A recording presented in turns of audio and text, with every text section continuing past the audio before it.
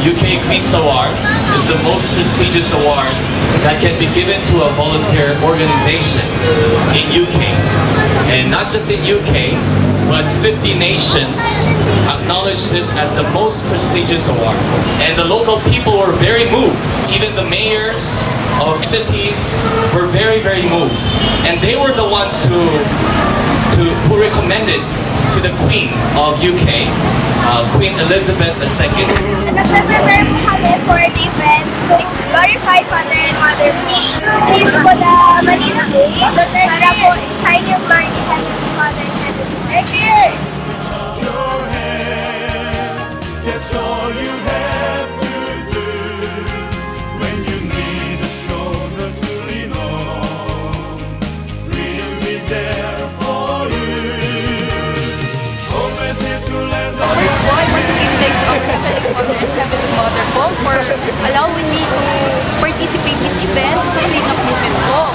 So today, I want to give thanks to Father and Mother po kasi today is maganda weather to make this event good for us po, to clean this area to shine the glory of our Heavenly Father and Heavenly Mother.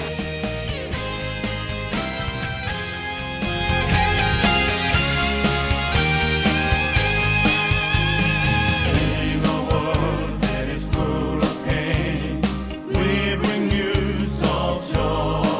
Well, in behalf of the Senator, we would like to express our heartfelt gratitude to the World Mission Society Church of God for extending the much needed support dito sa ating mga efforts for the coastal green island. Kung konti lang yung tao o konti lang yung grupong magpapakita ng sincere na pagtulong doon sa ating environment, hindi natin mararating yung gusto nating marating na talagang malinis yung area natin. So again, thank you very much to the World Mission Society, the Church of God, for giving us more help pa. So, muli po, maraming salamat. It's wonderful because it's always a welcome side. It's always a welcome side for us to see the private sector helping the local government unit of the city of Manila. So this group actually po, we conduct this clean up campaign to give thanks to the award na natanggap po namin from UK Awards from Queen Elizabeth.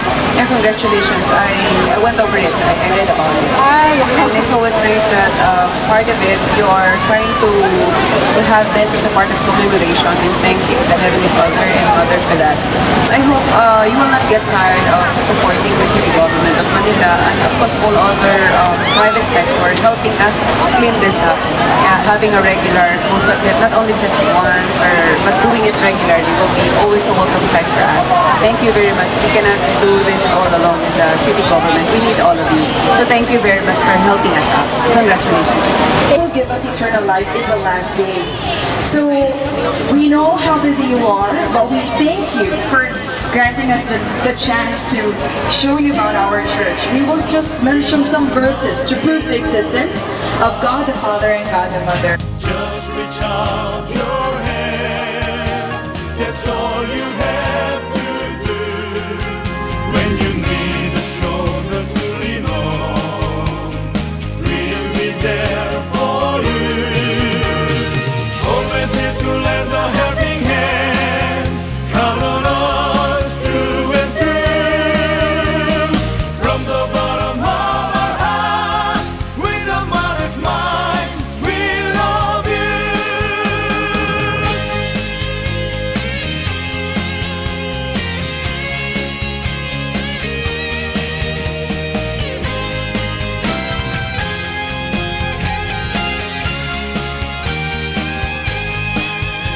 We deliver the message of peace to the whole world.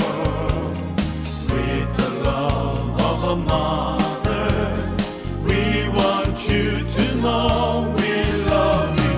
Open your mind and you will feel how beautiful true love is.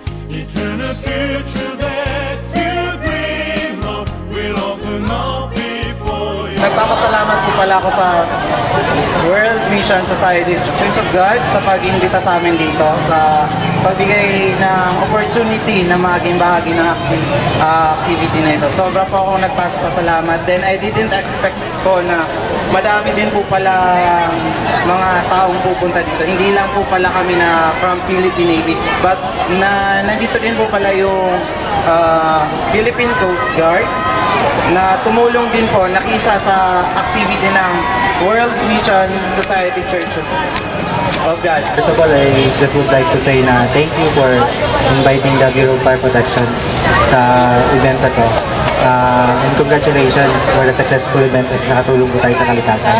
Sana, I hope na bigyan po tayo ng pagkataon ng Panginoong Diyos para po makatulong po tayo hindi lang dito sa Ross Holy Park, kundi sa iba pa pong part ng ating bansa.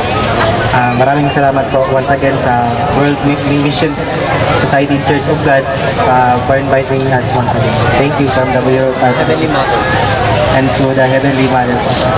Thank you po.